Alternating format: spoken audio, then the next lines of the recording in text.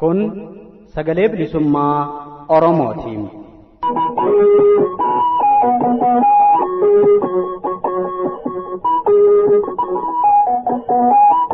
Sagaleen bilisummaa Oromoo guyyoota kibxataa, jimaataa fi sanbata ganama sa'aatii 6:00 hanga sa'aatii 7:00, galgala ammoo sa'aatii 6 hanga sa'aatii 6:30, akkasumas guyyaa roobee ganama sa'aatii 7:30 hanga sa'aatii 8:00tti, galgala ammoo sa'aatii 7 hanga sa'aatii 7:30tti dambalii gabaabaa kiilooheerzii 1775 irratti yookiin dambalii giddu galeessaa kiilooheerzii 837 irratti akkasumas dambalii gabaabaa meetir baandii 19 kiilooheerzii 15420 irratti jimaataa fi dilbata galgala sa'aatii 8 hanga sa'aatii 8:30 afaan Oromootiin, roobii ammoo galgala sa'aatii 8 hanga sa'aatii 9tti afaan Oromoo fi afaan Amaaraan wal duraa duubaan qophiilee dabarsuuf amma jalqabama. Kun sagalee bilisummaa Oromootiin.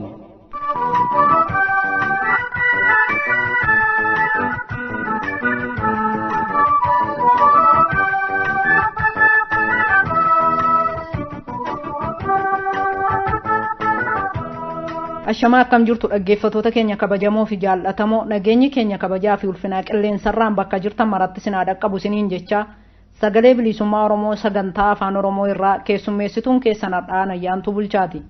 Akkuma beekamu qophiin keenya jalqaba irratti isiniif dhiyaatu oduu ta'a. Oduutti aansuudhaan ibsa waloo waliigaltee mootummaa Itiyoophiyaa fi adda bilisummaa Oromoo isinii dhiyeessina. Xumura qophii keenyaa irratti ammoo dhimmuma waliigaltee mootummaa Itiyoophiyaa fi adda bilisummaa Oromoo gidduutti ta'e kana ilaalchisuun haasaa hayee duree adda bilisummaa Oromoo Jaal Daawud Ibsaa fi pirezidaantii mootummaa naannoo Oromiyaa Dr. Lammaa Magarsaa waliin goone qabannee dhiyaanna. Hunduma haga xumura sagantaa keenyaatti akka nu hordoftan isin afeeraa, amma gara oduuttan isin ceesisaa, turtii gaarii.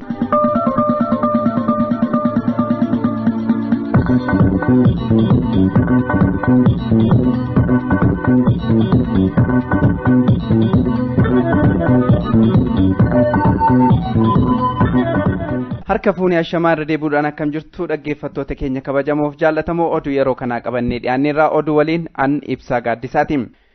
Mariin adda bilisummaa Oromoo fi mootummaa Itiyoophiyaa gidduutti hagayya 7 bara 2018 adeemsifame milkiin xumurame. Jilli mootummaa Itiyoophiyaa pirezidaantii mootummaa naannoo Oromiyaa Dr. Lammaa Magarsaan durfamuu fi ministeera haajaa alaa Itiyoophiyaa Dr. Warqinee Gabayyoo of keessatti hammate hagayya 7 bara 2018 magaalaa Asmaraatti jila adda bilisummaa Oromoo hayiduree adda bilisummaa Oromoo Jaal Daawud Ibsaan durfamu waliin marii araaraa taasisan milkiin xumuranii jiru. Lolli waggoota dheeraaf adda bilisummaa Oromoo fi mootummaa Itiyoophiyaa gidduutti deemsifamaa ture dhaabbatee ammaan booda haalli biyya keessatti uumame addi bilisummaa Oromoo biyya galuun karaa nagaan hojjechuu kan dandeessisu ta'uu waliigaltee irra gahuu isaanii ibsa waloo baasaniin addeessaniiru. Dhaggeeffattoota keenya, ibsa waloo addi bilisummaa Oromoo fi mootummaan Itiyoophiyaa baasan oduun booda isiniif dhiyeessinam. Sabboontonni Oromoo godina Horroo Guduruu Wallaggaa onoota 11 irraa walitti dhufan haala yeroo irratti marii taasifachuun isaanii gabaafame. Akka maddeen sagalee bilisummaa Oromoo godinicharraa addeessanitti sabboontonni Oromoo deeggartoonnii fi miseensonni adda bilisummaa Oromoo godina Horroo Guduruu Wallaggaa onoota 11 irraa walitti dhufan haala qabsoo bilisummaa Oromoo fi waliigalatti sochii uummanni Oromoo walabummaa fi bilisummaa saba isaaf kallachummaa dhaaba isaa adda bilisummaa Oromoon hoogganamee geggeessaa turee fi jiru irratti marii taasisuun walgahii isaanii milkiin guduunfan. Dhaamsii fi ejjennoon dhaabaas karaa bakka bu'oota naannichaatiin hirmaattota walgahii kanaaf bal'inaan ibsameera. Xumura irratti hirmaattonni walgahii kanaa gooticha waraana bilisummaa Oromoo jabeessuuf gumaacha adda addaa taasisaniiru. Walumaa galatti sabboontonni walgahii kanarraa qooda fudhatan qabsoo bilisummaa Oromoo adda bilisummaa Oromoon hoogganamu jabeessuuf qarshii 56,700 arjoomaniiru. Kanneen maqaa adda bilisummaa Oromoon ummata afaan faajjeessaa jiran kan morman ta'uu ibsuun gooticha waraana bilisummaa Oromoo lubbuu isaa qaalii saba isaaf wareegee diina ummata Oromoo waliin kokkee wal qabee jiru waan humna keenyaan haga qabsoon bilisummaa Oromoo galiisaa ga'utti ni deeggarra jechuun waadaa isaanii haaromsuun walga'ii isaanii milkiin xumuratan. Egaan dhaggeeffattoota keenya oduun har'aaf qabannee dhiyaanne kanuma qophiilee keenya hafan hordofaa.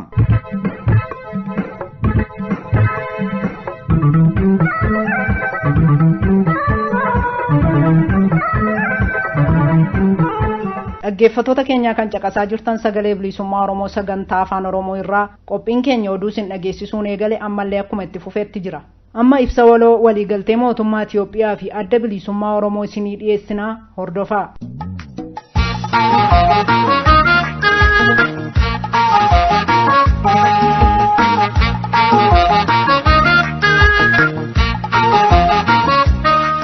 Ibsa waloo waliigaltee mootummaa Itiyoophiyaa fi adda bilisummaa Oromoo.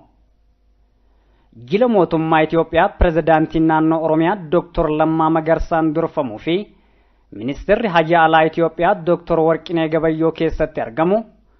Jila adda bilisummaa Oromoo Hayyu duree adda bilisummaa Oromoo Jaal Daawud Ibsaatiin durfamu. Jaal Ibsaa Naga'oo, Jaal Atoomsaa Kumsaa, Jaal Toleeraa Adabaa fi Jaal Gammachuu Ayyaanaa keessatti argaman hagayya 7 bara 2018 Asmaraa Eertiraatti wal arguun marii araaraa kanaafuu obbolummaa irraa calaqqise. Wal amantaa guutuun geggeeffameen walta'iinsaa fi wal hubannoota armaan gadii irra gahame. Gareen lamaanuu dhimma Oromoo fi Oromiyaa akkasumas dhimma Itiyoophiyaa kan ilaalu irratti mariin waliin hojjechuuf wal tahan.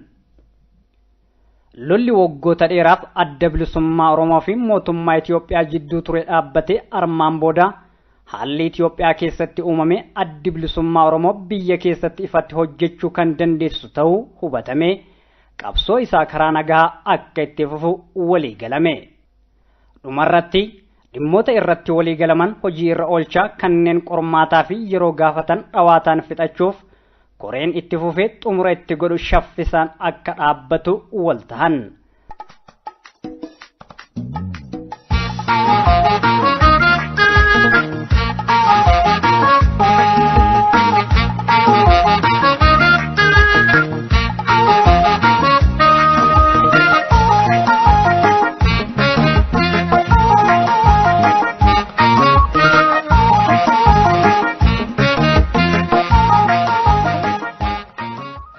Dhaggeeffattoota keenya kan caqasaa jirtan sagalee bilisummaa Oromoo sagantaa afaan Oromoo irraati.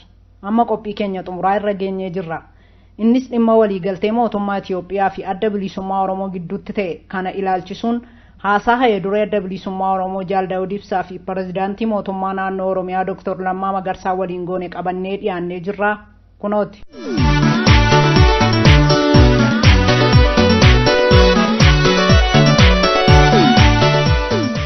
Duraan dursee televiziyoona Gaaddisa Dhugaa fi sagalee bilisummaa Oromoo waliin gaaffii deebii kana taasisuudhaaf argamuu keessaniif guyyaa seena qabeessa kanatti hedduu galatoomaan isiniin jedha.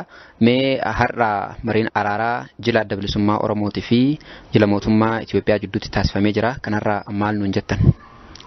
Haasaan jila mootummaa Itiyoophiyaatii fi jila adda bilisummaa Oromoo nama ta'e kun marraa lammaffaadha. Ka duraanii Dr. Abiy wajjin gaafa Asmaraa dhufe sana ta'e qabxiilee hedduu walitti kakaafne gaafasisi. Inni kun isaanis of keessatti bilcheessanii nutis of keessatti bilcheessinee amma marraa lammaffaa wal argine. Har'a jilla isaanii keessaa obbo Lammaa Magarsaa yookaan Dr. Lammaa Magarsaa, Dr. Warqinee Gabayyoo karaa isaanii karaa keenya ana Daawud Ibsaa, Jaal Toleeraa Adabaa, Jaal Ibsaa Naga'oo, Jaal Atoomsaa Kumsaa akkasumas immoo Jaal Gammachuu Ayyaanaa kuni argamneerra. Isa kana bal'inaan fuunee waan haasa'amuu qabu qabxii hedduu haasofneerra. Qabxii kana keessaati irra guddaan tokkoffaa lolaatu labsamee waggaa 27 lolli deemaa bahee lolli kun amma as dhiyoottuu deemaa ture. Lolli kun guyyaa har'arraa jalqabee akka dhaabbatu foormaalii yookaan bifa sirna qabu tokkoon adda bilisummaa Oromoo gidduu fi mootummaa Itoophiyaa gidduu lolli dhumatee dhaabbateera jechuudha. Kana keessatti adda bilisummaa Oromoos biyya seenee nagaadhaan otoo gufuun tokko hin jiraatiin sochii poolitikaa itti amanee uummata Oromoo keessatti socho'ee hojjetuudhaaf firii ta'uusaa fi kanarrattis danqaan tokkollee karaa mootummaa akka hin jiraanne kanas haasofnee walii fudhannee irratti walii galleerra. Ka sadaffaa koree tokko dhaabne koree ni dhaabna dhiyootti kana waadaa walii seenne irratti walii galleerra. Koreen kun dhimmoota fardii ta'anii yeroo fudhannee irratti waliin hojjennu qabxiilee hedduu kammooyyuu qormaataa fi akkasumas waliin irratti qo'achuu barbaachisu waan teeknikal ta'anii kana hunda bal'inaan qabxii hedduu irratti waliin hojjetuuf koreen kun akka dhaabbatu waltaaneerra. Kanarra dhaabbatamee jilli adda bilisummaa Oromoo waajjira adda bilisummaa Oromoo banuu as dhiyootti gara biyyaatti ni ergina. Nutis karaa isaaniis akkasuma karaa keenyas waraanni jiru akka ammarraa kaasee walitti dhukaasuu loluun dhaabbatu akka qabu ajaji ni darba, karaa keenya ni darba, karaa isaanis ni darba jenneeti kanarratti waltaane. Kanarra dhaabbatee egaa miseensonni keenya qaama mootummaa kamiinuu adamsamuu hojii siyaasaa nagaadhaan naamusaan hojjetu irraati ugguramuun akka hin jiraanne kana miseensota keenyaa fi uummata keenya beeksisna. Maqaa adda bilisummaa Oromootiin walgahii kana godhattanii bakka akkasii walgahotanii alaabaa kana qabattanii jedhamuudhaan ari'atamuun dhumateera jechuudha. Akka walta'iinsa keenya kanatti kana Oromiyaa keessattii fi Itoophiyaa keessatti bakka kamittuu socho'uu adda bilisummaa Oromoo fi miseensota adda bilisummaa Oromoo mirga qaban jechuudha. Akka walta'iinsa keenyatti kana fudhanneerra. Kabraa qulqullummaadhaan garaa walii bannee ka haasofne dhimma Oromoo keessaati jechuudha. Inni kun akka mootummaa Itoophiyaatii fi akka waan itti hin taane akka Oromootti qobaatti addatti ka haasofnedha. Sunis tokko Oromiyaa keessattii fi dhaaboti Oromoo kamuu paartiin Oromoo kamuu bifa kamiinuu isa kaan irratti duuluu akkasumas immoo kanaan dura mooraa qabsoo bilisummaa Oromoo keessatti sirni kun waan inni uume irraa sanarraa maddee immoo rakkinoonni qabsoo keessatti nama wal dura dhaaban kun hundi isaaniitu akkaataatti xumuramanii safuun poolitikaa tokko mooraa qabsoo bilisummaa Oromoo keessatti jiraatu sirna ittiin kuni dhaabotii hunda keessatti adda bilisummaa Oromoos ta'e OPDOs ta'e dhaabotii kaanis ta'anii kana bakka hayyooti yookaan jaaroliin beektonni jiranitti safuun tokko ka nu ugguruu fi rakkinoota kanaan duraa immoo fixannee mooraan qabsoo bilisummaa Oromoo ititee akkaataatti nagaan jiraatee waliin waltumsamuu waan dhimma Oromoo keessa irratti fi Oromiyaa irratti waan sabaa irratti waan jaarmiyaan poolitikaa kamuu irratti wal dhabuu hin qabne dantaa Oromoo irratti isa kana waliin hojjechuuf irratti wal taane irraa isa kana gaafa galamuu bal'inaan yeroo fudhatame irratti maayitiin safuun poolitikaa yookaan political code of conduct yookaan ethics kuni jiraatu akka qabu kana waan sanarra seera mootummaan baasuu irratti dabalatee jechuudha. Isa kana wal gidduutti fixanneerra jechuudha. Jaarmiyaan kamuu poolitikaatti amanuu gaggeessuu mirga qabaa. Kun mirga isaati. Haa ta'uuti immoo waan wal gidduu wal dura nama dhaabaa ture kun gufuunsaa karaarraa ka'uu qabaa. Safuudhaanii fi seera beekamaa Oromoon beeku tokko keessatti socho'uu kana bal'inaan irratti haasofne irraa jechuudha. Kana irratti walii galleerra walta'iinsa tokko irra geenye irra jechuudha. Inni kaan egaa akkuma sila si hime dhimmoota komiteen xumuruu qabdutu jira. Inni kun gaafa biyya gallu komiteen kuni yookaan koreen kuni waloodhaan dhaabbattee dhimmoota adda addaa ka waliin xumuramuu qabnu kammoo akka yaada waliigalaa irratti wal taane kanadha.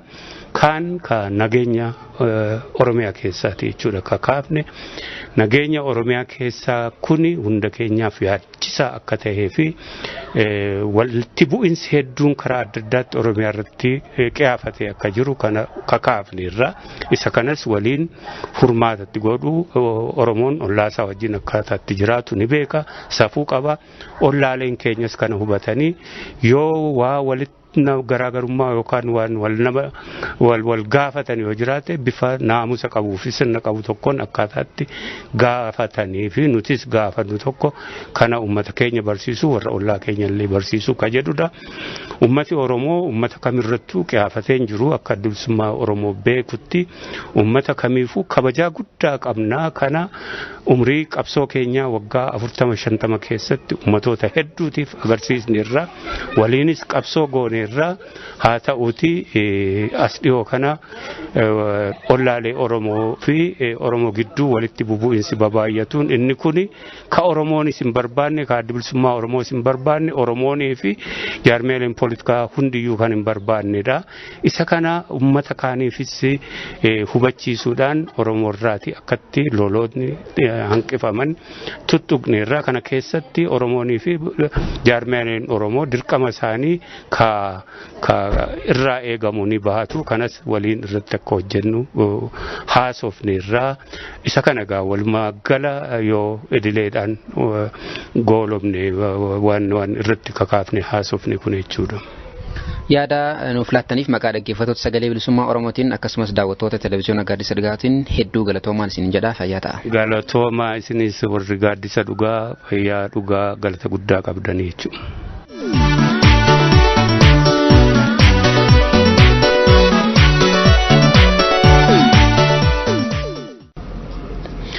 Duraan dursee afeerraa televezyiyoona Gaaddisa Dhugaa akkasumas sagalee bilisummaa Oromoo simattanii argamuu keessaniif hedduu isin galateeffannaa. Naannawa waajjira Hayyuu Duree Adda Bilisummaa Oromootti argamtu baga nagaan dhuftaniin jedha. Mee hunda dura dhufaatii keessan kanaa fi waan amma ta'e kana maaltu isin dhagahame dursa?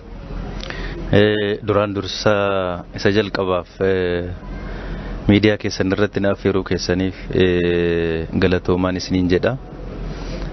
Akkasumas immoo guyyaa akkasii kanaan nu gahuu isaatiinis baga gammaddan baga gammanneen isiniin jechuu barbaada. Egaa asmaraa dhufnee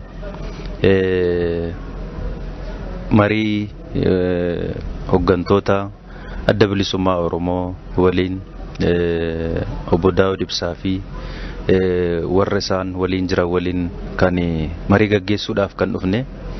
Marii kanas amma gaggeessinee xumurree jirra yommuu jennu waan bu'uuraa irratti walii gallee jirra. Kun egaa kana hunda ogoonuu tokkoffaa nus qabsaa'ota Oromoo kana kabajneeti bakka isaan jiranitti ulfina isaaniif qabnuuf jenneeti biyyaa baanee isaan barbaachas dhufne. Lammaffaa isaanis kana hubatanii baranii kabaja guddaadhaan nu simatanii qalbii gaarii fi laphee qulqulluuf guutuudhaan waliin mari'anne waan ta'eef irra deebi'ee obbo Daawud Ibsaa fi garee isaanii guddaa galateeffachuun barbaada. Egaa wanti siyaasa Oromoo waan gabaabaatti haasa'amee kan dhumu miti, waan bal'aa waan hedduu of keessaa qaba.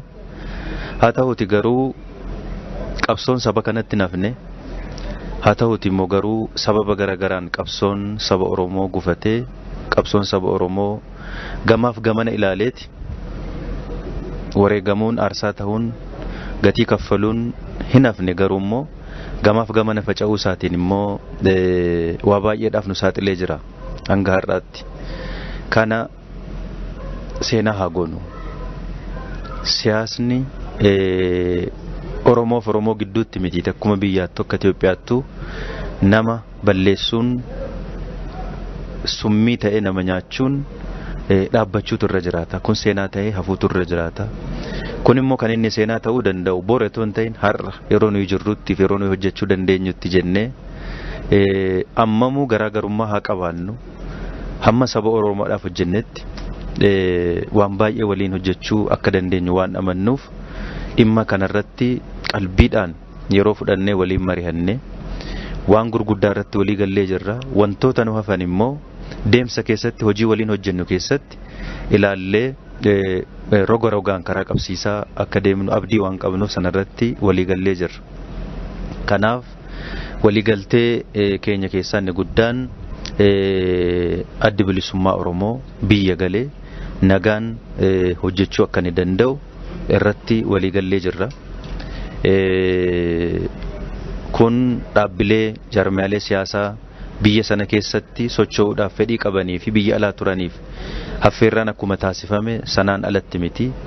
Haa ta'uuti nuuf immoo akka biyyaatti yaaduun akka biyyaatti hojjechuun akkuma jirutti ta'ee irra deebinee deddeebinee waa'ee siyaasa Oromoo ilaaluun gadi qabnee dhaabbannee waa'ee dhimma dhuunfaa keenyaa otoo hin ta'in waa'ee dhimma dhuunfaa keenyaan olitti waa'ee siyaasa Oromoo kaleessaa fi har'aa waa'ee kaleessaa fi har'aa ilaallumoo waa'ee egeree siyaasa Oromoo ilaaluun baay'ee murteessaadha har'a. Kanaaf waliigalteedhaan karaa tarsiimaa ta'een qabsoo saba Oromoo cimsuu, qabsoo saba Oromoo aangessuu, sabni Oromoo biyya sana keessatti karaa isaa maluun karaa itti fufiinsa qabuun akka inni gumaachuu danda'uu fi fayyadamuu danda'u taasisuun dirqama lammummaa ilmaan Oromoo hundarra jiru jenneeti kayyaan.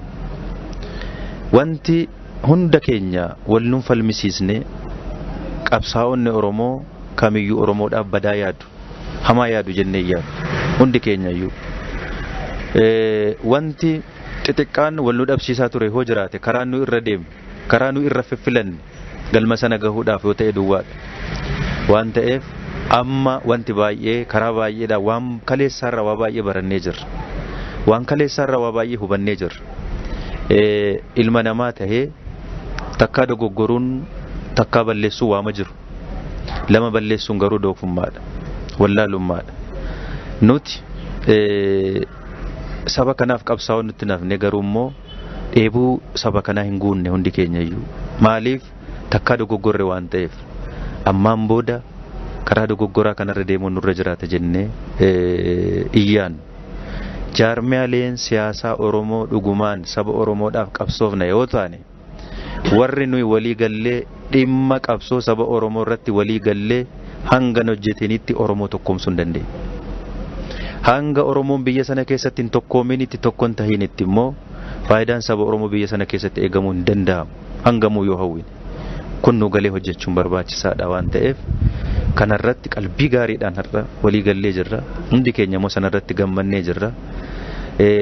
Ammaan booda warra haqa qabu warra dhugaadhaaf hojjennu waan taaneef rabbis nu wajjin waan jiruuf ammaan booda ija hamtuudhaan wallaalla jennee yaan kanumaan haa dhaabbatu haa gahu jennee yaadaa jirra waan ta'eef barri kun gadaan gadaa Oromoon laphee tokkoon sammuu tokkoon qalbii tokkoon walii galee saba Oromoodhaaf itti hojjechuu danda'u jenneet ilaalla. Dhuguma guyyaan kunis yeroon kunis yeroo seena qabeessa qabsoo saba Oromoo keessatti jenneet ilaalla. Kanaaf qalbii gaariidhaan waan gaariidhaan waliin mari'anne waan ta'eef hojii keenya gara fuula duraafis bu'uura gaarii keenya irra jennee abdanna. Egaa akkuma isinii har'a waajjira kana keessa teessanii gamatti nu waraanaa turtan nus gama teenya si waraanaa turre dhiheenyatti immoo Finfinnee fi Oromiyaa irratti wal agarreeti wal waraanuu nafee waliin hojjenna jennee abdanna. Kanas akka inni nuu milkaa'u abdii guddaa qabna. Kana kennaa nama kamiin kan finnu miti qabsoo keenyaaf qabsoo keenyaan walii gallee waliin hojjechuun wal taanee waliin hojjechuun saba keenyaaf hojjechuun dirqama nurra jiru waan ta'eef kan immoo hin goona jennee abdanna. Hanga ammaatti waan godhaa dhufne kanarratti waan ta'aa ture irratti hundi keenya gammachuu guddaa qabna. Yaada nuuf laattaniif maqaa daawwattoota Gaaddisa Dhugaa akkasumas Sagalee Bilisummaa Oromoo warra caqasaniin hedduu galatoomaa fayyaa ta'aa horaa bulaan isiniin jedha. Fayyaa ta'aa ulfaadhaa gadaan hunduma keenyaati jabaadhaa isinillee. Fayyaa ta'aa galatoomaa isinillee fayyaa ta'aa horaa bulaan.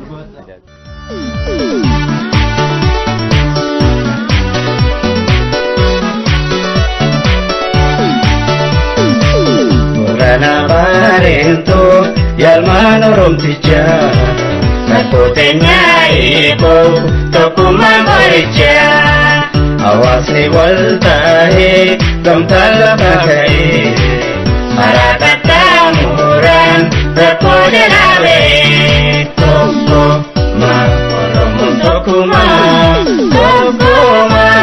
oromoon tokkummaa oromoon tokkummaa furmaanii tokkummaa.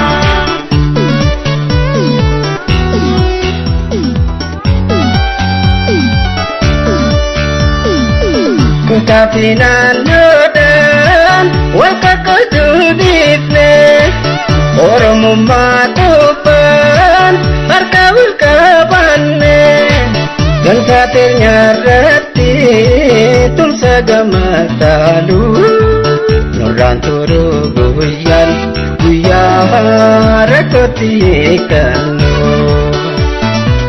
gosa fi amantii walla gachuu dhiifne ilmaan abbaa tokko namuufuu baanne dirqama lammummaa oromummaa baanu nurraan turuu guyyaa rakkootti hiikannu. Oromoon gurra walii galcha saba koo gamtaan ho'iticha. Oromoon gurra walii galcha saba koo gamtaan ho'iticha. Tokkummaa nu qoricha tokkummaa nu fiigicha tokkummaa alaan galcha. Tokkummaa nu qoricha tokkummaa nu fiigicha tokkummaa alaan galcha.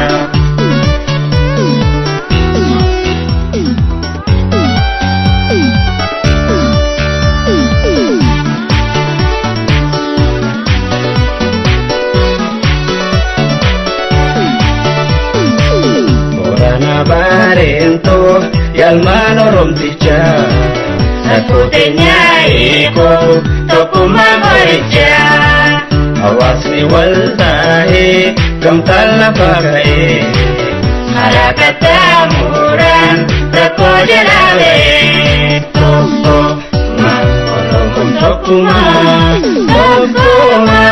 oromoon tokkummaa Tokkummaa furmaanii tokkummaa.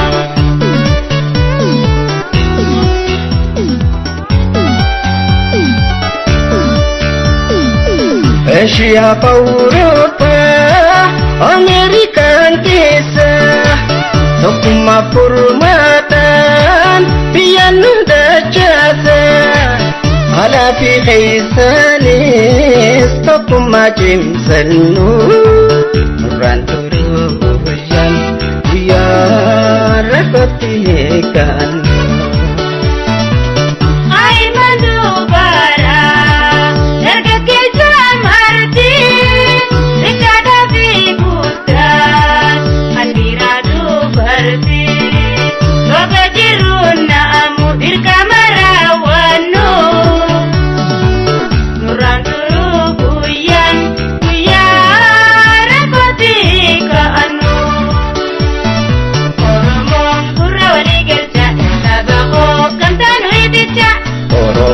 Gurra walii galcha saba koo gamtaan ho'iticha tokkummaa nu qoricha tokkummaa nu fiigicha tokkummaa alaan galcha. Tokkummaa nu qoricha tokkummaa nu fiigicha tokkummaa alaan galcha.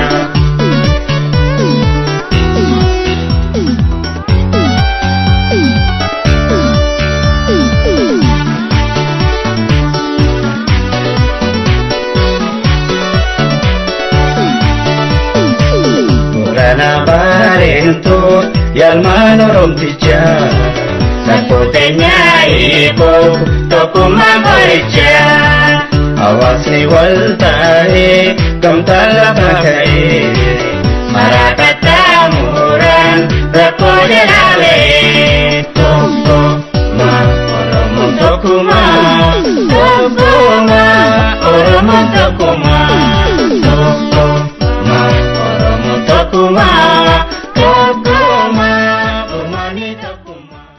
egaan dhaggeeffattoota keenya jalqabbii sagantaa keenyaa irraa gara xumuraatti turtii nu faana gootaniif ulfaadhaa isiniin jecha sagalee bilisummaa Oromoo sagantaa afaan Oromoo irraa qophiin har'aaf qabannee dhiyaanne kanumaan goolabamee jira. Qophii biroon haga walitti deebinutti nagaatti. Injifannoo uummata Oromoof.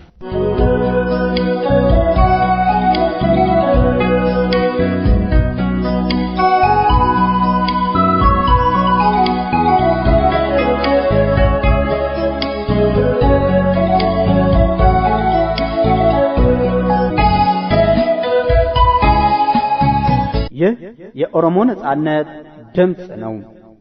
የኦሮሞ ነጻነት ድምጽ ዘወትር ማክሰኞ አርብና ቅዳሜ ከጠዋቱ ከ12 ሰዓት ተኩል እስከ 1 ሰዓት ምሽት ከ12 ሰዓት እስከ 12 ሰዓት ተኩል እንዲሁም ረቡዕ ከጠዋቱ ከ1 ሰዓት ተኩል እስከ 2 ሰዓት ምሽት ደግሞ ከ1 ሰዓት እስከ 1 ሰዓት ተኩል በ837 ኪሎ ሄርዝ መካከለኛ ሞገድና በ7175 ኪሎ ሄርዝ አጭር ሞገድ እንዲሁም በ25 ሜትር ባንድ አጭር ሞገድ በ11810 ኪሎ ሄርዝ ላይ ዘወትር አርብና እሁድ ከምሽቱ ከ2 ሰዓት እስከ 2 ሰዓት ተኩል በአፋን ኦሮሞ ረቡዕ ምሽት ከ2 ሰዓት እስከ 3 ሰዓት ደግሞ በአፋን ኦሮሞና በአማርኛ በቅደም ተከተል የሚያስተላልፈውን ዝግጅት አሁን ጀመረም። ይህ የኦሮሞ ነጻነት ድምጽ ነው።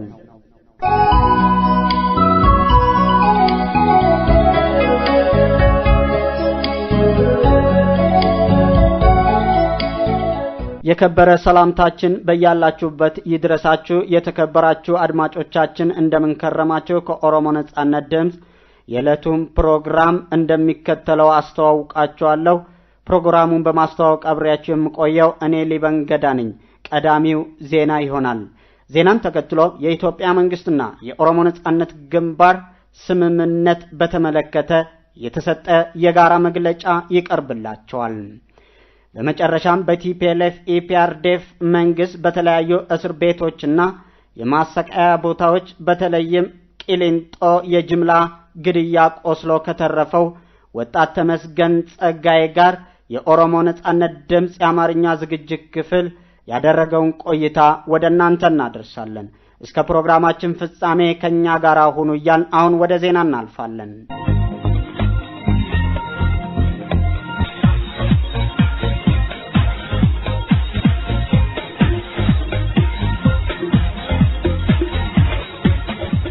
በድጋሚ ጤና ይስጥልኝ አድማጮቻችን። ከሰዓቱ ዜናዎች ጋር ፍራኦል ጃለታ ነኝ። የምዕራብ ዞን የኦሮሞ ነጻነት ሰራዊት ሊያጠቃው በተሰማራበት የኢህአዴግ ጦር ኃይል ላይ በወሰደው ራስን የመከላከል እርምጃ ከባድ ኪሳራ ደረሰ። የምዕራብ ኦሮሚያ ዞን የኦሮሞ ነጻነት ሰራዊት እዝ በላከልን መረጃ እንዳስታወቀው ነሐሴ 3 ቀን 2018 ዓመተ ምህረት በምዕራብ ኦሮሚያ ሰዮ ወረዳ ልዩ ስሙ ሃሎ ወይንም ደጋ ጨብሳ በተባለ ቦታ ራሱን ለመከላከል በወሰደው እርምጃ የተሰማራበትን የኢህአዴግ ጦር ኃይል በማጥቃት ከባድ ኪሳራ ማድረሱ የተገለጸ ሲሆን የሥርዓቱ ወታደሮች ሬሳና ቁስለኞች በ3ኤፍ ተሽከርካሪዎችና በአምቡላንስ ወደ ደምቢዶሎ ከተማ ቀበሌ 07 ሲጋዙ እንደነበር ለማወቅ ተችሏል። የኦሮሞ ነጻነት ሰራዊት በተመሳሳይ መልኩ ነሐሴ 1 ቀን 2018 ዓመተ ምህረት በደምቢዶሎ ከተማ በአሰሳስም ለእኩይ ዓላማ የተሰማራውን የኢህአዴግ የፖሊስ ኃይል በተለምዶ ፋይናንስ በተባለ አካባቢ በማጥቃት 8ቱን ገድሎ ከ12 በላይ ማቁሰሉን የምዕራብ ዞን የኦሮሞ ነጻነት ሰራዊት እዝ የላከልን ዘገባ ያመለክታል። በተለያዩ የኦሮሚያ ዞኖች ውስጥ የሚገኙ የኦሮሞ ብሔርተኞች ለጀግናው የኦሮሞ ነጻነት ሰራዊት የሚያደርጉትን ድጋፍ አጠናክሮ በመቀጠል ከ476000 ብር በላይ አበረከቱ። በምዕራብ ኦሮሚያ ሆሮ ጉድሩ ወለጋ ዞን ኤበንቱ፣ ግዳ አያና፣ ኪረሙና ሀሮሊሙ በመሳሰሉ ወረዳዎችና በሌሎችም አካባቢዎች የሚገኙ የኦሮሞ ብሔርተኞች በኦሮሞ ነጻነት ሰራዊት ህቡ ህዋሳትና በግል ለኦሮሞ ነጻነት ሰራዊት በድምሩ 113950 ብር አበርክተዋል። በተመሳሳይ መልኩ በምስራቅ ጉጂ ዞን ጎሮ ዶላና ሻኪሶ ወረዳዎች፣ በቦረና ዞን ሞየሌ ከተማ፣ በምዕራብ ኦሮሚያ ቢጊና ነጆ ወረዳዎች እንዲሁም በቤኒሻንጉል ጉሙዝ ክልል ባምበሲ ወረዳ በኦነግ ህቡ ህዋሳት ስር የተደራጁና በግል የኦሮሞ ብሔርተኞች ባደረጉት አበርክቶ 214186 ብር ጥይቶች፣ 1 ኤኬኤም ጠመንጃ፣ 1 ሽጉጥ፣ የተለያዩ ቦምቦች እንዲሁም ወታደራዊ አልባሳትና ስንቅ ለጀግናው የኦሮሞ ነጻነት ሰራዊት ማበረከታቸው ይፋ ሆኗል። በሌላ ዜና በምዕራብ ኦሮሚያ ሆማ፣ ገንጂ፣ ላሉ አሳቢ፣ ሊሙ፣ ጊምቢ፣ ሃሩ፣ ኖሌ ካባ ወረዳዎች እንዲሁም በነቀምቴ ከተማ የሚገኙ የኦሮሞ ብሔርተኞች በድምሩ 15425 ብር እንዲሁም የተለያዩ አልባሳትና ጥይቶችን ለሰራዊቱ እንዳበረከቱ ይፋ ሆኗል። ይህ በእንዲህ እንዳለ በምስራቅ ወለጋ ዞን በጉማባስ ወቦ ሆቡ ህዋስር የሚገኙ የኦሮሞ ብሔርተኞች 47000 ብር፣ አንድ ክላሽ ጠመንጃ፣ 50 ጥይቶችንና 4 ቦምቦችን እንዳበረከቱ ታውቋል። በቄለም ወለጋ ዞን እንደ ጅማ ሆሮ፣ ዳሌ ሰዲ፣ ዳሌ ዋበራና ሐዋ ገላን ወረዳዎች የሚገኙ የኦሮሞ ብሔርተኞችም በኦነግ አደረጃጀት ስር በመደራጀትና በግል በድምሩ 86000 ብር፣ አንድ F1 ቦምብና አልባሳት እንዲሁም ስንቅ ለምዕራብ ዞን የኦሮሞ ነጻነት ሰራዊት እንዳበረከቱ ለማወቅ ተችሏል።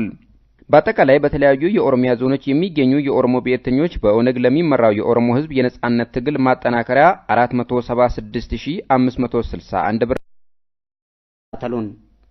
የኢትዮጵያ መንግስትና የኦሮሞ ነጻነት ግንባር ስምምነት የጋራ መግለጫ።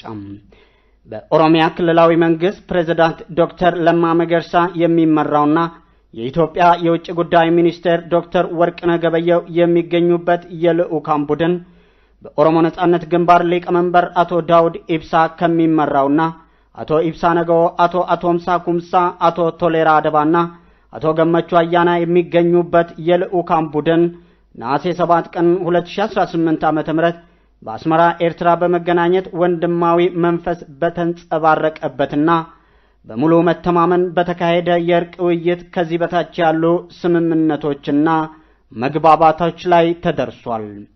ሁለቱም ቡድን ስለ ኦሮሞና ኦሮሚያ እንዲሁም ኢትዮጵያን በሚመለከቱ ጉዳዮች ላይ በውይይት አብረው ለመስራት ተስማምተዋል።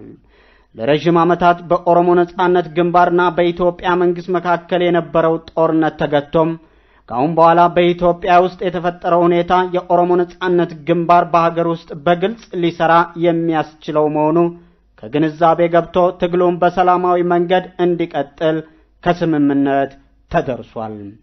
በመጨረሻም ከስምምነት የተደረሰባቸውን ጉዳዮች ስራ ላይ ያዋሉ ምርመራና ጊዜ የሚጠይቁትን ቀስ በቀስ ለመጨረስ በቀጣይነት ከፍጻሜ የሚያደርስ ኮሚቴ በአስቸኳይ እንዲቋቋም ተስማምተዋል።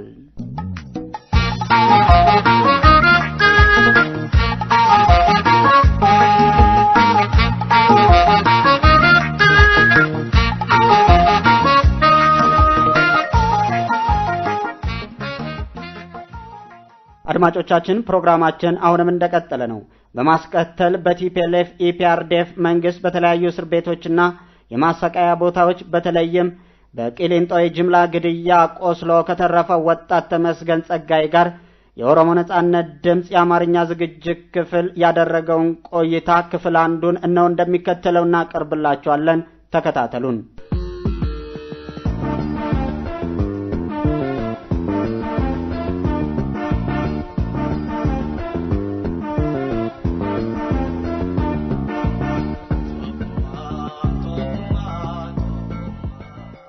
ጤና ይስጥልን ክቡራትና ክቡራን አድማጮቻችን፣ ይህ የኦሮሞ ነጻነት ድምጽ የአማርኛ ዝግጅት ክፍላችን ነው።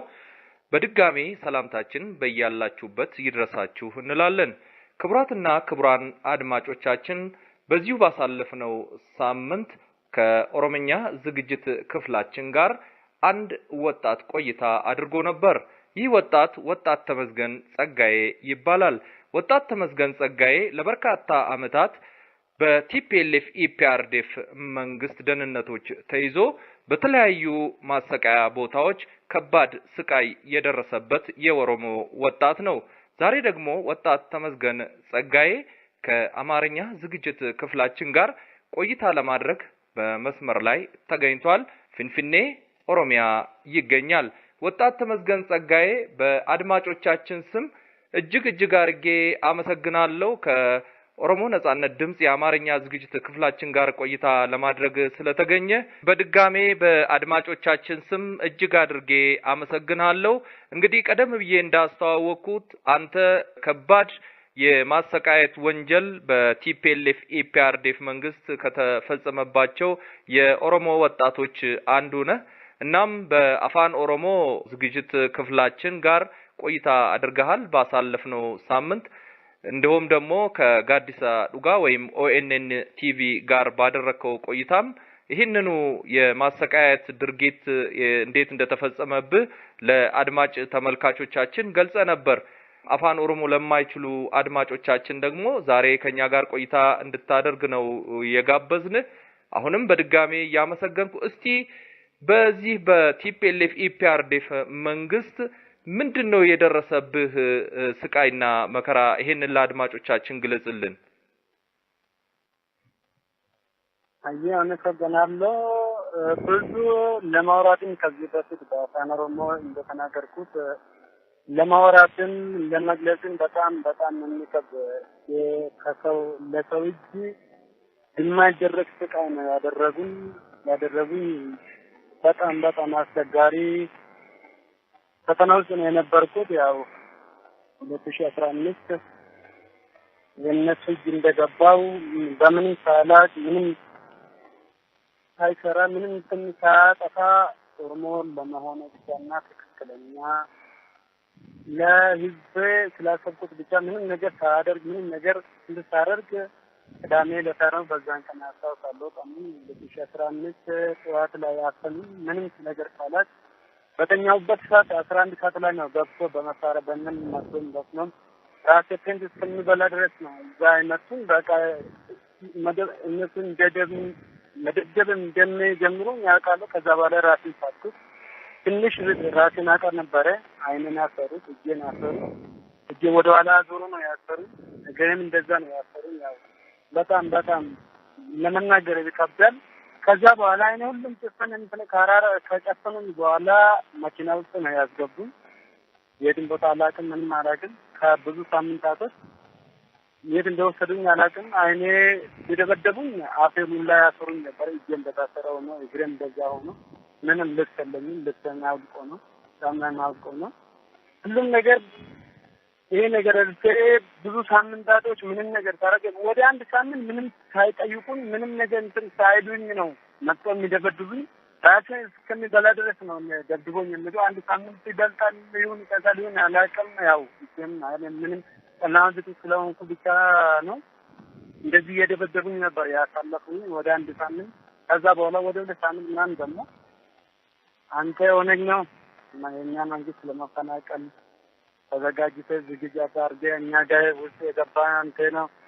ስለዚህ አንተ ብዙ ሰው የኦነግ እኛ ውስጥ አደራጅተሃል፣ እነሱን አውጣ፣ እነሱን አምጣ፣ ስማቸውን ንገረኝ፣ ያሉበት ቦታ ንገረን እና የኦነግ አመራሮች እና የኦሮሞ ነጻነት ግንባር ጋር ግንኙነት አለ፣ እነሱን ስም ንገረን፣ በምን አይነት ተልእኮ ነው ያለ ምናምን ብሎ የማላውቀው ነገር ነው እነሱ የደበደቡ የነበሩ።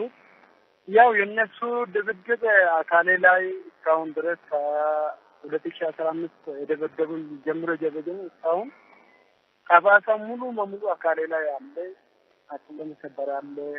ቆዳዬን የቆሰለበትን ሁሉ ቦታ አካሌ ላይ አለ። ግን ይቅርታ በመሀል ይቅርታ ጠይቆ አማርኛ ብዙ አልችልም፣ በአፋን ኦሮሞ ነው የምችለው። ለዛ ነው ብዙ በቃ የደረሰብኝ ስቃይ ለማውራት የሚከብደኝ። ስለዚህ እነሱ የደህንነት ቢሮ ውስጥ ያደረጉን ሰብአዊ ጥሰት ለመናገር ለሰው ልጅ ላይ እውነትም ይሄ ነገር ይደርሳል ብሎ የማይታሰብ ስለሆነ ለመናገርም ስለከበደኝ ነው። ይህን ነው 2015 ደህንነት ቢሮ ሂናል ያሳለፉ በኋላ ከ3 ሳምንት በኋላ ወደ ማዕከላዊ አዲስ አበባ ወሰዱን። እዛ አዲስ አበባ ማዕከላዊ 8ኛ ቤት ልዩ ቤት አለ። ማዕከላዊ ሆኖ እዛው እስር ቤት ውስጥ እሱ ቤቱ በጣም ጠባብና ማዞሪያ መንቀሳቀስ አለን። ምን ያለችን እንደዚህ ገብቶ ነው እናስገቡኝ። እዛም እጄን እግሬን ታስረን ምንም ሰው ጋር ሳይገናኝ ምንም ሲባል ለ7 ወር ኃይል ነው እዛው ተቀመጥኩት። እዛም እንደዚህ ቆስሉን አካሌ ቆስሉ ያለ ልጅ የሌለ ጫማ ራቆቴ ነው ስለሚሄደው ባዶ እግሬ ነው የሚሄደው። ጠዋትም ይወስደኛሉ፣ ሌሊቱን ላይ እዛ ነው የማድረው። እነሱም የሰቀሉኝ የደበደቡኝ በብረት በዱላም በሽቦ በጎማ በማይመቱበት እንትን የለም። እንደዚህ አይነት ስቃይ ነው ያሳለፍኩት። 2015 እዛ ቀለም ደህንነት ቢሮና በማዕከላዊ ያሳለፍኩት ከ7 ወር በኋላ ምንም ፍርድ ቤት ሳይቀርብ ነው ይሄን አይል ያሳለፍኩት። ይሄናል ቆይታ ካሳለፍ በኋላ አካሌ ሙሉ በሙሉ ከተጎዳ በኋላ ሁሉም ነገር ከደረሰብኝና የሰብአዊ ጥሰት ሁሉም የሰው ልጅ ላይ የማይደርስበት እውነቱም ይሄ ሰው ልጅ ላይ ይደርሳል ብሎ የማይታሰብ ነገር ነው ያደረሰብኝ ማለት ነው። እሺ ወጣት ተመስገን ጸጋዬ እንግዲህ እንደ ነገርከኝ አድማጮቻችንም እየተከታተሉት እንዳሉት ከባድ ማሰቃየት በኦሮሞነት ብቻ ተወንጅለ አንተ ኦነግ ያደራጀህ የኦሮሞ ነጻነት ግንባር አባል ወይም ሴል ነህ በማለት ከምትተኛበት ከቤት ንጋት ላይ 11 ሰዓት መጥተው አፍኖ እንደወሰዱ ነው የነገርከን። እንግዲህ ከምን ተነስተው ነው እንደዚህ ያሉት? አንተስ የት ስትሰራ ነበርክ? ተማሪ አለበለዚያ መምህር፣ የመንግስት ሰራተኛ ምን ነበርክ? እስቲ ለአድማጮቻችን ይሄንን ግለጽልን። እሺ እኔ የፌደራል ፖሊስ አርባዕተኛ ልዩ ኃይል ስልጠና ገብቼ ነበር 2014 ላይ 2014 መጨረሻ ወር ላይ ነው የገባው። 2015 ስልጠና ውስጥ እያለች ነው እኔ ገና እንደተመረቁ ምንም ሰራተኛ ሳይሆን ነው ገና እንደተመረቁት ነው ተመርቄ አዲስ አበባ የፌደራል ዋና ፌደራል ማረሚያ ቤት አርባዕተኛ ልዩ ኃይል ተብዬ ነው ተመልምዬ ቃሊቲ ላይ የገባው። እዛ እንደገባው ገና እስከ 6 ወር መንግስት ሰራተኛ አንሆንም ሰራተኛ እንባልም ገና ለስልጠና ከተማ ምንም እንድንማርና ትንሽ ልምምድ እንዳደርጉ ነበር እኔ እንትን እነሱ ያዘቡኝ የተመደብኩ ቃሊቲ ማረሚያ ቤት ላይ ነው። እዛ ተመድቤን ገና ለምንደባ ወይ ደግሞ ለስልጠና ጨርሰን ወደ ስራ ለመግባት እንደመጣን እንትን ምንድነው የሚባለው ለስራ እንትን የሚሆን ለወደፊት ልምምድ የሚሰራ ምን አይነት ስራ እንደዛውታለ ልምምድ ለማድረግ ነበረ። እንደዛ ሆኖ ያለ ገና እነሱ የተማርንበት የሰለጠንበት ፖሊሲ ወይ ደግሞ ስትራቴጂ ለህዝብ አገልግሎት የሚሰጥና መጥተን ደግሞ ለስራ ስሩ የሚባል ገና እኛን ያስተምሩት በጣም አይገናኝም፣ በጣም ይለያል። እኛ ስለተነው ህግ መንግስቱ የተማርነው እዛም ኦርድ ማለት እንደዚህ ነው የሰብአዊ መብት ሆነ የምን ሁሉም ነገር ይሄ ስለሆነ ይሄ ነገር እንዴት እናደርጋለን ብዬ እኔ ሁሌ እነሱ ገናም ጧጧት ኦሪንቴሽን ሲሰጡ እኔ ጠይቃለሁ። እነሱ ምን ይለኛሉ? እዛ እኔ ተመዳድና እንዳልኩት አርባዕተኛ ጀባል ይያልና ሞትና እድሜ ፍርድ ያሉ ልጆች አሉ። ቃሊቲ ላይ እንደምታውቅ እድሜና ሞት ጉዳኛ ናቸው። 5 በታች ያለም እዛ እኔ ተመዳድኩት ቦታ ሕክምና እነሱ አውቆ ነው ሕክምና ካሉ ሕክምና እንዳትወስዱ አውቆ ነው እነሱ ለማጥፋት ነው። ካቴና ላላርግልን ወይ ደግሞ ጨለማ ቤት ያሉ እንደዛ ነው ካቴና አውቆ ነው ላላርግልን ምናምን ካሉ እነሱ አውቆ ነው። ስለዚህ እንዳትጠጉት ቤተሰብ ጋር እንዳታገናኙ ምናምን ብሎ ጧጧት ኢንቨንቴሽን ይሰጣሉ። ደግሞ አለ በቃ እነሱን ደግሞ ለመልከን ደግሞ ሆን ብላችሁ ይድዋችሁ ሜትሩ ምናምን ብሎ ኦሪንቴሽን ይሰጣሉ። ይሄ ነገር እንዴት ይደረጋል? የሰው ልጅ የህግ ጥላ ስር ሆኖ የጠየቀም ሰብአዊ መብት መጠበቅ አለብን። እነሱ እንዴት እንደበደባለን? እንዴት ቤተሰብ ጋር እንዳይገናኝ እናደርጋለን? ቤተሰብ ጋር ህጉ እንደሚለው ከጠዋት 2 ሰዓት ጀምሮ እስከ 6 ሰዓት ከ7 ተኩል ጀምሮ ደግሞ እስከ 11 ሰዓት ቤተሰብ ጋር መገናኘት አለባቸው ይላል። እነሱ ደግሞ ወይ 10 ደቂቃ ወይ 5 ደቂቃ ነው። እነሱ ራሱ ክፍል አለው እኮ የሚጠይቁና የማይጠይቁ አሉ። ጊዜ ቀን አለው፣ ሰዓት አለው። ይሄ ራሱ እንዳታቆዩት እቃ ብቻ ይዞ እንዲመለሱ አድርጉት እንዳያወሩት ምናምን ይላሉ። ለምን እንደዚህ ይሆናል ብዬ እኔ በጠዋቱ ገና ይጀምራል ጥያቄነት እንትን ሲሉ እኔ ጠይቃለሁ። ለምን እንደዚህ ይደረጋል? ፖሊስ የተማርነው እንደዚህ አይደለም። የሰለጠነው ለህዝብ እንቆማለን እንጂ ለህዝብ እንገላለን ወይ ደግሞ እንገበደባለን ወይ ደግሞ የእነሱን ሰብአዊ መብት እንገፋለን ብለን አይደለም ብዬ በጠዋቱ ማለት ገና ስራ ሳይጀምር መንግስት ሰራተኛ ሆኜ ሳይቀጥር ይሄን ጥያቄ ጠይቅ ነበር። እናንተ ተጠንቀቅላሉ ይሁን መጀመሪያ ጊዜ ሰላም አብድ ያሉ ከደብዝናቡ መስጣና መስና በቤጋም ነብይታጋ እኔ ገናኝ ነበር። እዛው ይጀም እኔ ሰው ስለሆነ ብቻ አወራለሁ። ምን ግንኙነት የለንም። እነሱን አሉ ካተና ላላርግኝ ካሉ ካተናም ላላ ለማድረግ ሞክራለሁ። ቤተሰብ ምናምን ይሄ ነገር ለምን ታደርጋለህ ምናምን ብሎ ከነሱ እንዲሸሽ አደረጉ። ይሄ ነው ጥያቄና እነሱ መነሻ የሆነበት መስለኛል። ያው ራስ ምታት የሆነበት ከዛ በኋላ ነው ያ ተመስገን ባለፈው የአፋን ኦሮሞ ዝግጅታችን ጋር ቆይታ ባደረከው ጊዜ እንደማስታውሰው አንተ እዚህ እኛ ማከከል የገባኸው ወይም ደግሞ እዚህ የተቀጠርከው የኦሮሞ ፍርደኞችን እድሜ ልክና ሞት የተፈረደባቸውን ከቃሊቲ ለማስመለጥ ነው ብሎይ ነው የተናገሩኝ ወይም ያሰሩኝ የደበደቡኝ እና አንተ የኦነግ አባል ነህ ያሉኝ ብለሃል። እስቲ ይሄንን ለአድማጮቻችን ግለጽልን አጠር አድርገህ። አዎ ትክክል ነው። መጀመሪያ እንዳልኩ ለመግለጽ አማርኛ ቋንቋ ያስቸግረኛል ብያለሁ።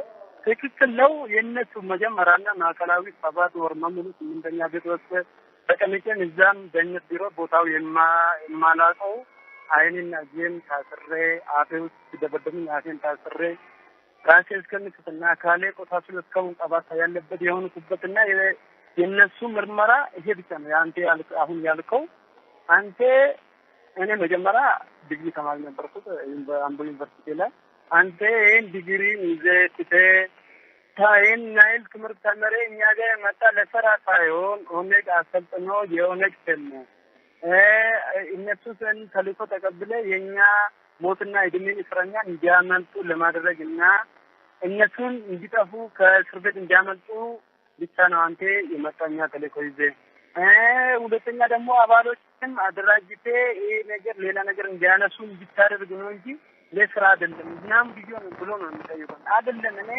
ለከቤት ማሪ እናንተ ጋር ገባ ምናምን ቢቀር ደግሞ ይሄን እድል አይሰጥም። አንዳንዴ ይሄን ጥያቄ ጠይቁ ዱላና እንትን ነው አንተ ይሄ ነው እኔ ገባልና እስረኛችን እንዲያመልጥ ለማድረግ ነው ያመጣናን ብሎና ደግሞ የኔ አባሮችም ሞትና እድሜ እስረኞች ናቸው። በተባታን ዘራይታ ስራ ቢታታ ለምሳሌ የኔን አባሪ ነው እኔ ጋር ተከፍቷል።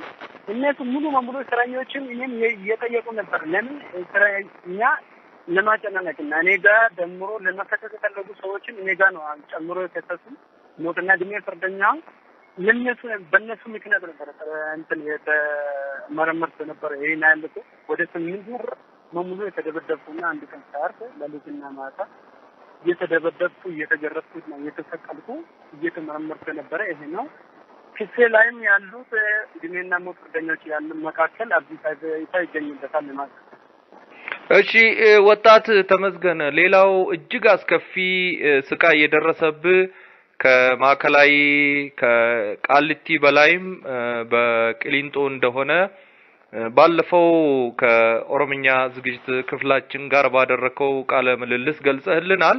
እስቲ ስለ ቅሊንጦ ሁኔታ ግለጽልን። በተለይም ደግሞ እስር ቤቱ በተቃጠለ ቀን የግድያ ሙከራ ተደርጎባል። ሙከራም አይደለም በጥይት ተደብድበ ለጥቂት እንደተረፍክ ነው የገለጽክልን። እስቲ ለአድማጮቻችን አጠር አድርገህ በወቅቱ ስለነበረው ሁኔታ እና እንዴት እንደተረፍክ ግለጽልን።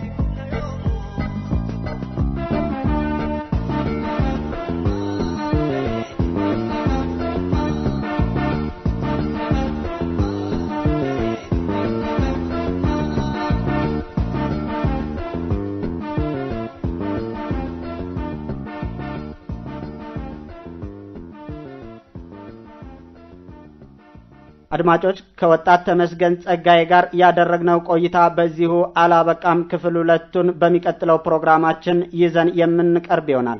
እንግዲህ በአጠቃላይ ከኦሮሞ ነጻነት ድምጽ የአማርኛው ዝግጅት ክፍል ለዕለቱ ያሰናዳነው ፕሮግራምን በዚሁ አበቃም። ስለተከታተላችሁን ከልብ እናመሰግናለን። በቀጣይ ፕሮግራም እስከምንገናኝ ደህና ሁኑልን። ድል ለኦሮሞ ሕዝብ!